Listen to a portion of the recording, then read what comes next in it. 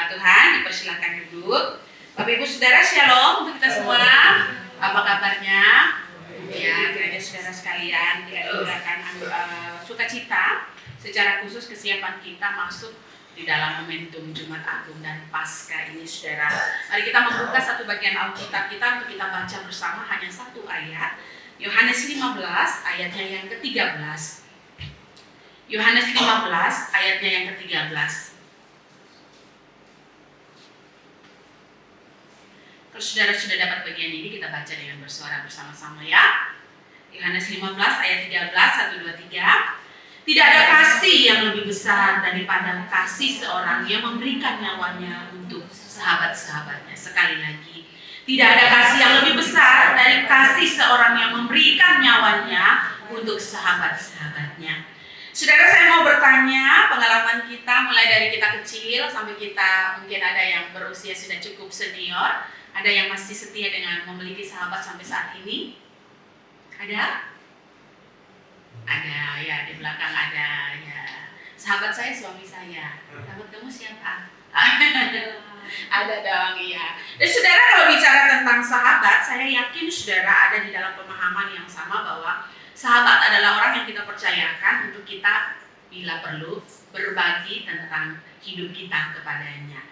Sekali lagi ya, sahabat adalah orang yang kita pandang penting untuk bila perlu kita berbagi tentang hidup kita kepadanya. Tetapi menariknya, saudara sekalian yang terkasih dalam kasih Kristus, pemahaman ini membawa kita kadang-kadang kita ada di dalam kondisi kita bersahabat, tetapi pada fakta dan realitanya juga sahabat itu tidak setulus dengan yang kita harapkan. Ada sahabat yang bisa nikung, ya, anak-anak muda ada bersahabat tapi bisa nikung. Nah, ada sahabat yang bisa nusuk dari belakang, ya. Dalam dunia bisnis mungkin saudara berkenalan dengan orang dan cukup mempercayai berbisnis, tetapi ternyata pada faktanya di dalam waktu tertentu nusuk dari belakang karena kepentingan usaha atau kepentingan keuntungan tertentu.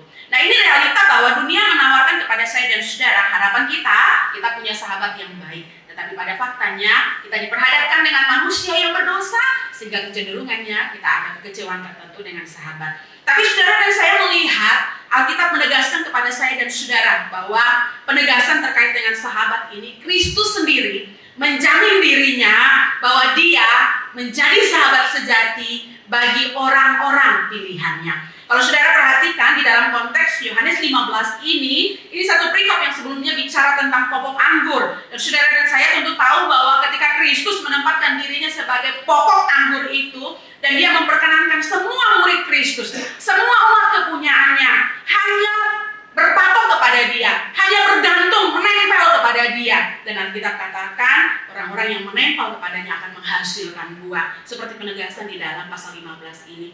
Kalau saya dan saudara memperhatikan, saudara, seperti tema kita pada malam hari ini, teladan pengorbanan, berkaitan dengan peran seorang sahabat di dalam kehidupan kita.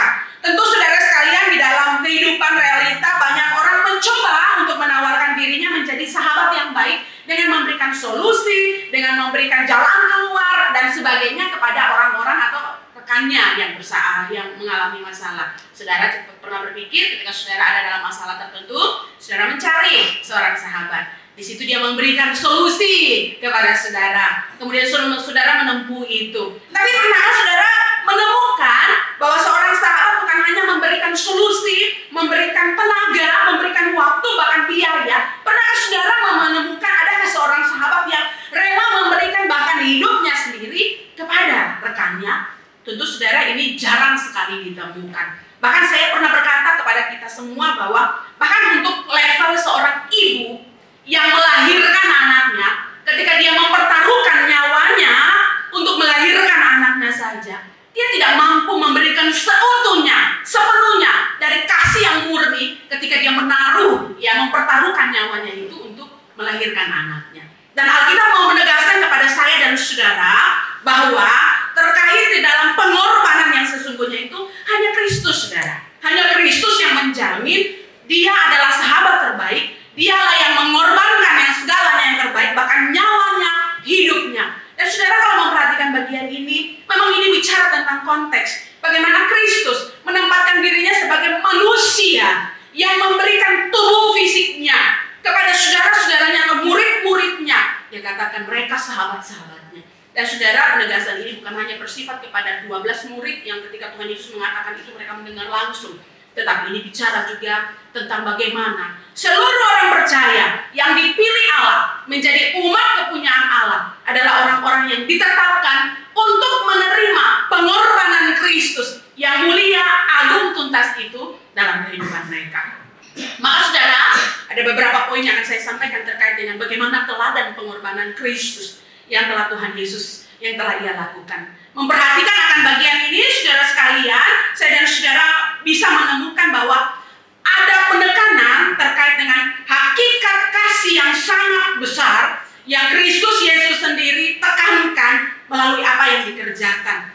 Dari satu ayat ini saja kita bisa menemukan tidak ada kasih yang lebih besar dan hakikat kasih yang lebih besar, yang sangat besar, yang luar biasa besarnya itu tidak dapat dibandingkan oleh kasih siapapun yang ada di dunia ini. Dan ini bukan hanya sekedar satu pengajaran terkait dengan bagaimana hakikat kasih yang mau mengorbankan perasaan karena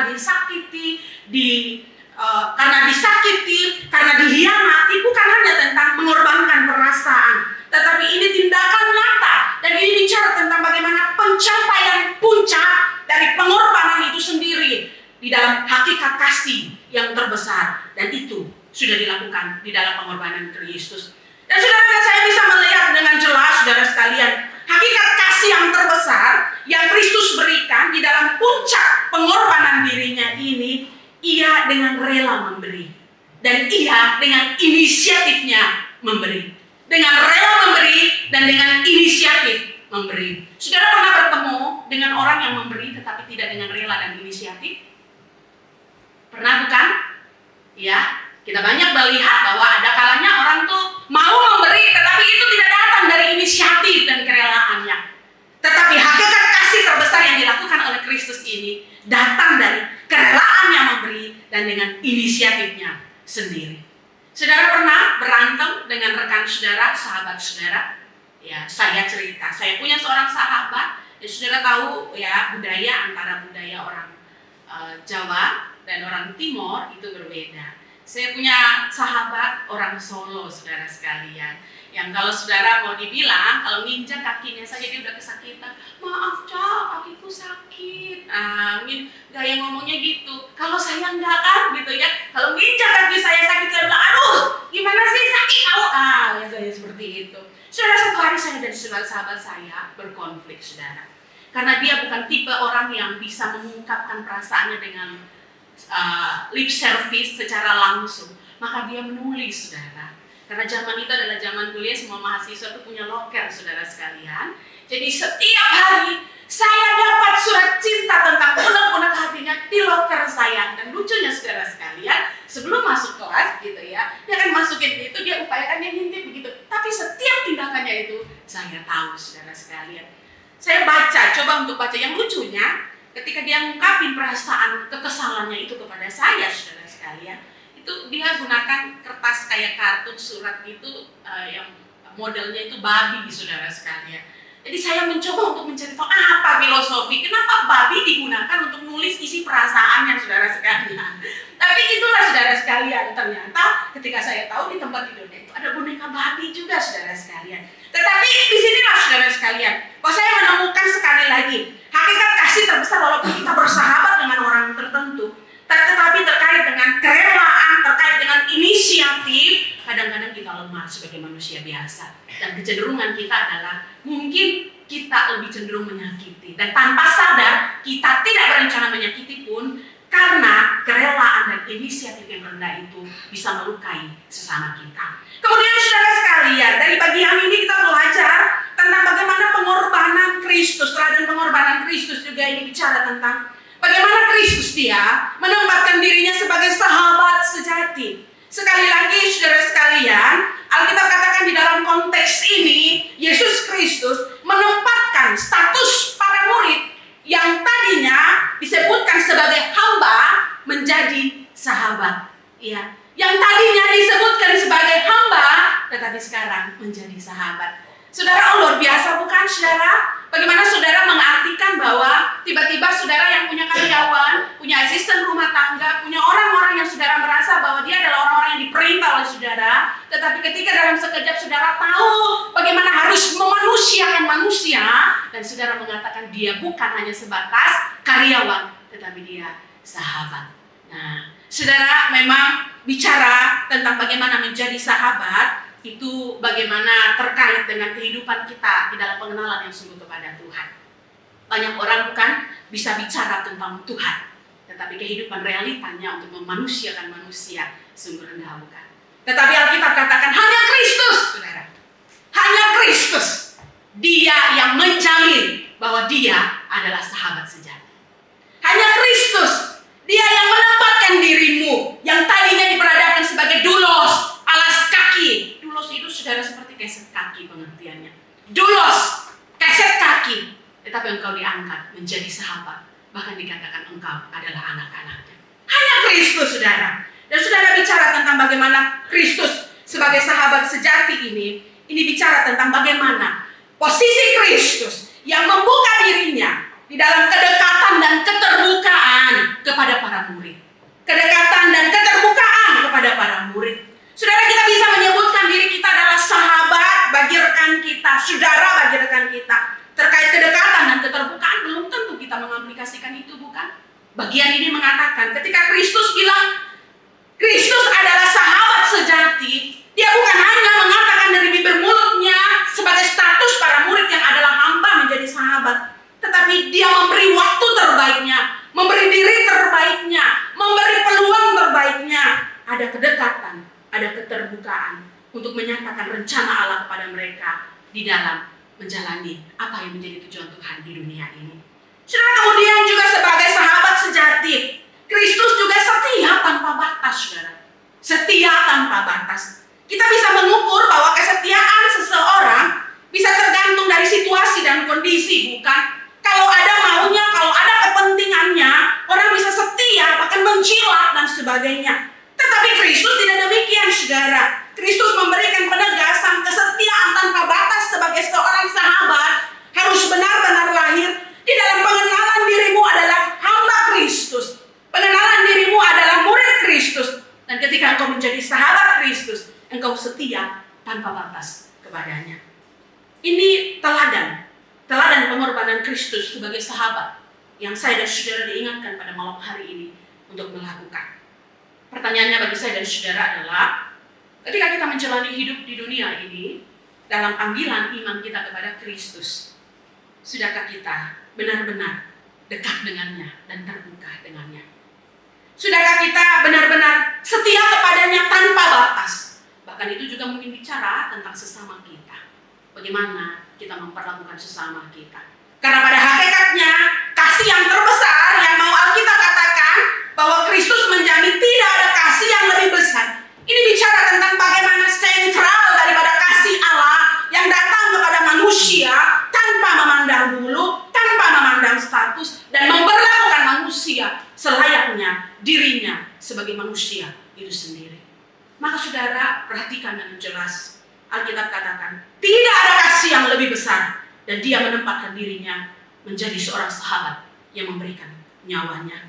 Izinkan saya bertanya kepada saudara sekalian, Kristus sebagai sahabat sejati, ketika dia menawarkan kesetiaan tanpa batas, apakah kesetiaan itu sudah direspon saudara untuk menghidupi kasih itu dengan sesamamu manusia?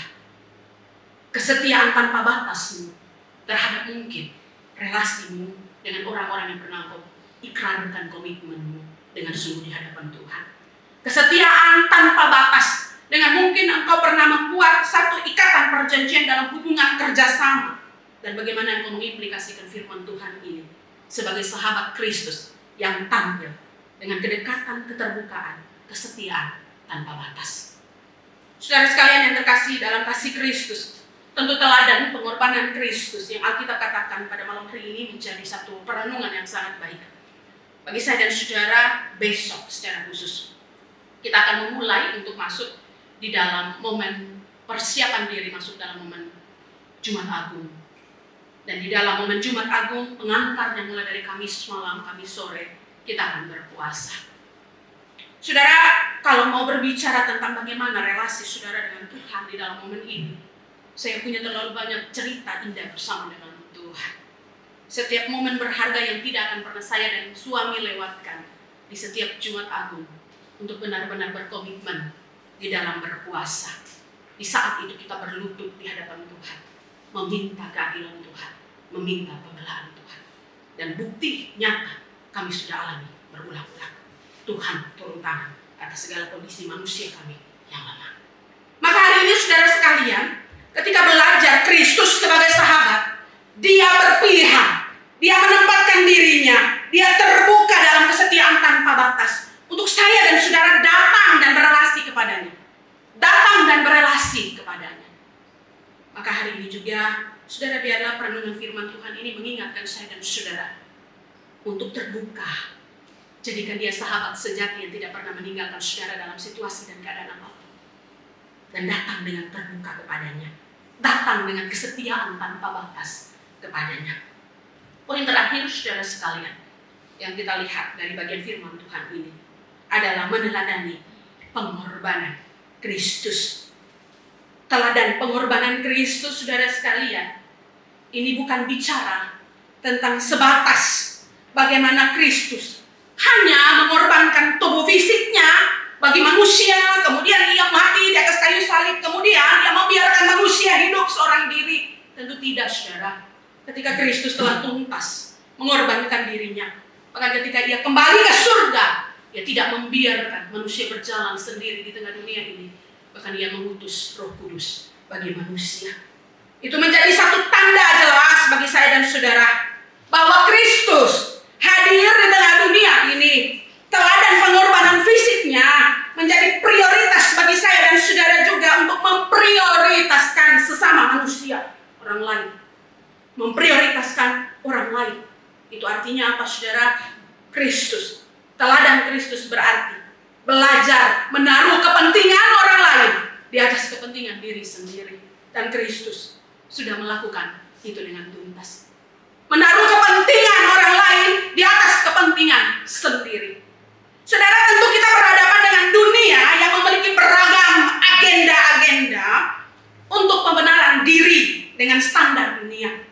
Tetapi seorang anak Tuhan yang telah mengalami pengorbanan Kristus, dia tahu persis apa agenda Tuhan di dalam hidupnya. Dia tahu persis bagaimana dia harus tunduk dan menjalankan apa yang Kristus prioritaskan dalam dirinya. Bukan tentang kepentingan dirinya, tetapi tentang bagaimana kepercayaan Allah kepada dia di tengah dunia ini sebagai seorang pengikut sahabat Kristus. Dan Kristus juga memberikan teladan pasti melalui pengorbanannya ini. Berkorban di dalam keseharian.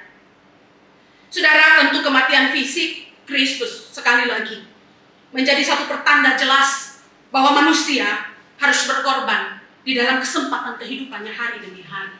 Secara sederhana, kematian fisik dari Kristus menjadi bukti valid bahwa saya dan saudara dipanggil hidup berdampingan dengan sesama kita. Dan kematian fisik Kristus memberikan nyawanya, waktunya, tenaganya, egonya, materinya untuk melayani orang lain. Menjadi bukti tuntas Kristus sudah selesai. Kristus sudah setia melakukan karya Bapa di tengah dunia ini. Maka hari ini saudara belajar dari pengorbanan Kristus. Kebenaran firman Tuhan ini menjadi pengingat yang baik untuk kita tidak lagi terfokus kepada kepentingan dan agenda diri kita sendiri. Saudara, saya rindu bagian akhir dari perenungan ini ada sebuah video lama, saudara. Video ini beberapa tahun yang lalu cukup viral, tapi saya rindu ini menjadi penutup yang baik untuk kita berefleksi. Kita berefleksi untuk melihat bagaimana ilustrasi pengorbanan Kristus. Saudara, dari gambaran video tadi, saudara, saya bisa menemukan kesalahan kecil yang tanpa terencana tapi bisa mengakibatkan dampak yang fatal bagi masa depan seorang anak kecil. Saudara dan saya mungkin berpikir bahwa kadang-kadang kita melakukan sesuatu hal itu sudah tepat sesuai standar diri kita. Tetapi lihat seperti gambaran Kristus. Dia yang memiliki standar yang paling benar. Dan ketika ia melakukan satu tindakan apapun itu, Bapa rela mengorbankan anaknya. Meski manusia punya standar kesalahan yang dilakukan dan itu mengakibatkan kesalahan fatal untuk masa depan dan akhir hidup seorang anak kecil yang masih punya masa depan yang panjang. Tetapi Kristus Di dalam pengorbanan dirinya, dia tidak pernah salah mengambil keputusan. Dia tidak pernah keliru, menentukan, memutuskan, dan taat di dalam ketetapan dan kehendak Bapa. Maka hari ini mari kita belajar meneladani teladan Kristus. Kalau Kristus sudah rela memberikan anaknya bagi saya dan saudara sebagai pengorbanan yang tuntas, maka dalam masa memasuki momentum Jumat Agung dan Paskah ini, menjadi pengingat yang jelas bagi saya dan saudara bahwa tidak ada standar kasih yang lebih agung dari hakikat kasih yang agung itu yang sudah Tuhan Yesus lakukan bagi saya dan saudara. Maka mari kembali kepadanya, teladani Dia. Mungkin ada hal-hal tertentu dalam kehidupan kita di akhir-akhir ini yang kita tidak lagi memprioritaskan bagaimana panggilan Tuhan kepada kita tentang hidup berdampingan dengan sesama kita. Dan kita lebih fokus dengan kepentingan diri kita, dengan ambisi kita, dengan kekuasaan kita. Tetapi firman Tuhan hari ini mau mengingatkan panggilan Kristus bagi kita. Dia telah meneladani, dia adalah sahabat sejati. Dia tidak pernah memilihmu dengan keliru, dengan salah memilihmu dan menempatkanmu sebagai sahabatnya. Dan dia memanggilmu untuk berjalan di dalam teladan pengorbanan ini. Hidup berdampingan dengan orang lain dengan penuh kasih. Meski orang lain mungkin hidup dengan penuh kebencian kepadamu, seperti yang dialami oleh Kristus. Tetapi mari dengan ketulusan, kemurnianmu kepada Tuhan, jaga hatimu, serahkan segala perkaramu, biarkan Ia yang terlibat penuh atas segala apa yang Ia kehendaki dalam hidupmu. Ambil waktu di hadapan Tuhan, berdoa kepada Tuhan, memohon Tuhan menolongmu berjalan di dalam pengorbanan, teladan pengorbanan Dia dalam hari-hari hidupmu. Kita berdoa.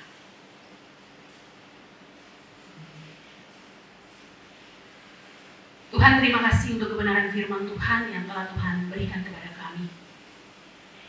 Melalui diri Yesus Kristus kami belajar bahwa hanya Kristus yang menjamin keberadaan kami manusia, dan Engkau sendiri yang menjamin dirimu sebagai sahabat terbaik bagi kami. Di tengah dunia penuh dengan tantangan yang mungkin mau menghancurkan kami, menjatuhkan kami, yang memutus harapan masa depan kami. Tetapi firman Tuhan hari ini datang dan mengatakan, hanya Kristus, sahabat terbaik kami. Hanya Kristus yang telah membuka diri bahkan nyawa hidupnya untuk memberikan yang terbaik, mengorbankan yang terbaik bagi kami. Tuhan, tolong kami untuk kami mampu menghidupi firman Tuhan ini. Dengan teladan pengorbanan Kristus kami mampu hidup berdampingan dengan sesama kami manusia. Dengan tidak lagi memprioritaskan kepentingan kami, tetapi kami berjalan di dalam kepentingan kehendak Allah dalam panggilan kami sebagai sahabat, murid Kristus di tengah dunia ini. Terima kasih, hamba Tuhan sudah selesai berbicara, kebenaran firman-Mu ya dan amin, yang akan senantiasa terus menerus berbicara dalam kehidupan kami. Di dalam nama Yesus Kristus kami berdoa. Amin.